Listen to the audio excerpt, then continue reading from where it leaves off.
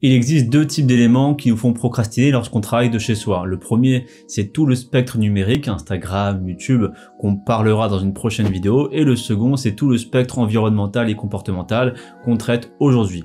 Vous êtes sur La Purge.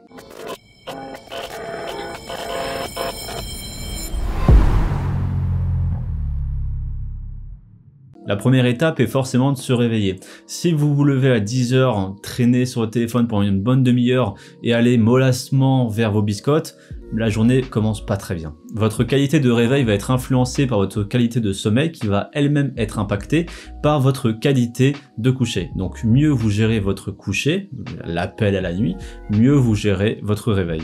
Le bonjour à la vie. Aussi, mettez votre téléphone loin du lit pour vous forcer à vous lever et préférez les réveils progressifs qui imitent le lever du soleil plutôt que les chants du coq ultra agressifs. Allez dans la salle de bain, allez pisser un coup, mettez-vous de l'eau sur le visage, buvez un verre d'eau et la journée peut commencer. Vu qu'on est chez soi, on est tenté de travailler chill en pyjama, mais c'est très mauvais psychologiquement. L'humain a des processus innés ou acquis, et l'un d'eux est le fait de s'habiller, l'espèce de rituel qui accompagne le commencement de la journée. Pour l'humain, pour le cerveau humain, pour l'inconscient humain, le pyjama est égal repos, c'est un ancrage psychologique. Alors que s'habiller, ça veut dire que la journée commence. Donc c'est très important de ne pas faire sa journée en pyjama parce qu'il y aura une espèce de conflit inconscient-conscient entre votre partie consciente qui essaie de travailler, qui essaie de se concentrer, et votre partie inconsciente qui, elle, est dans un état de repos inconscient vu que vous êtes encore en pyjama. Donc vous êtes encore sous l'effet de votre ancrage psychologique lié à ce même pyjama. Je suis le premier à procrastiner si j'en ai les moyens ou les excuses. Je me rappelle d'une fois où ma mère m'avait mis, quand j'étais tout petit, devant mon mur avec juste un stylo, en mode il va travailler, il n'y a pas de jouets, il n'y a pas de cartes Pokémon, il n'y a rien pour le distraire. Une demi-heure plus tard, j'étais avec mon petit bouchon de stylo en train de faire commandant, nous allons atterrir, piou piou piou. Donc préférez le minimalisme. Par exemple, au moment où j'écris cette vidéo, j'ai forcément ma feuille blanche pour écrire le script. À gauche, j'ai Photoshop d'ouvert pour créer la miniature. Et sur ma table, il n'y a rien. Il y a ça pour la miniature, encore une fois, c'est une tablette graphique. Ma souris, de l'eau et la bougie, parce que j'aime bien travailler avec le son de la bougie de temps en temps. Ou j'aime bien juste l'odeur, ou parfois quand je prends ma pause, j'aime bien regarder la flamme qui gigote. Mais voilà, il n'y a rien d'autre qu'à part de l'eau et mon espace de travail. Donc très minimaliste au final, même si la table est remplie, c'est juste ce dont j'ai besoin. Dans une vidéo précédente, on a vu que l'une des causes principales de la procrastination, c'était le manque de clarté. Donc, de préférence la veille au soir, vous allez faire une sorte de to-do list, vous allez noter toutes les tâches que vous allez faire dans la journée et toutes les tâches composant chaque tâche. Donc toutes les micro-tâches de 5 minutes qui prennent en théorie pas beaucoup de temps, on va quand même les noter. C'est très satisfaisant pour le cerveau d'éclater chaque petite bulle. Le jour en question, vous pourrez vous mettre tout simplement en automatique, vous laisser guider par votre plan, par votre to-do list et économiser un petit peu de fatigue décisionnelle parce que la fatigue est aussi un facteur important de procrastination. D'ailleurs, en parlant de fatigue, il existe 3 types de fatigue qui te font procrastiner. La première, c'est la fatigue, on va dire, digestive après manger.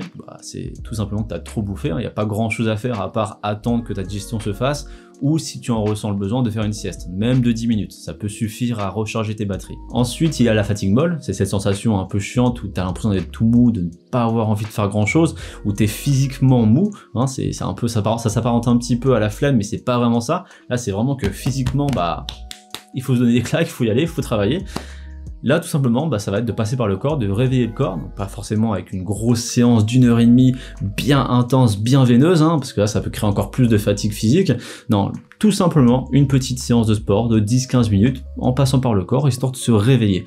On peut aussi faire une douche froide. Le mieux, c'est quand même la combinaison petite séance de sport de 10-15 minutes plus douche froide, afin d'être bien réveillé physiquement. Et ensuite vient la fatigue de travail, donc là c'est tout simplement que vous avez poussé un peu trop loin vos limites et que vous êtes dans une fatigue psychologique, vous êtes un peu mou, vous avez les yeux qui flanchent, les yeux qui se floutent, tout ça. C'est tout simplement qu'il faut faire une pause. Donc méditation, technique de relaxation, de respiration, c'est un vrai sujet. Je pourrais vous faire une autre vidéo qui parlera que de ça si vous voulez, dites-le moi en commentaire. Mais moi, ce que je vous conseille en principal, c'est l'application Calmaria. C'est une de mes applications préférées, c'est de la cohérence cardiaque.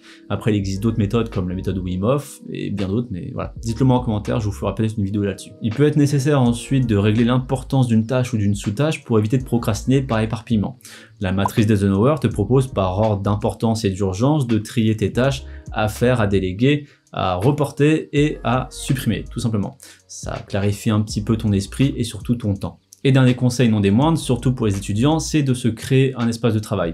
Si on n'a pas beaucoup d'espace, on va devoir consacrer son bureau uniquement au travail et par exemple son canapé uniquement au repos. Son lit au repos, son bureau au travail. Si vous n'avez pas de canapé ou si vous voulez pas aller dans le lit, la moitié du bureau sur le travail, l'autre moitié sur le repos. Bref, il faut s'adapter, il faut trouver un moyen de régler, de cadrer son temps et son environnement. Le temps, ça va être tout ce qui est, ok, de telle heure à telle heure je travaille, de telle heure à telle heure je me repose, et l'environnement, c'est ce dont je viens de vous parler, c'est de créer un espace de travail et un espace de repos.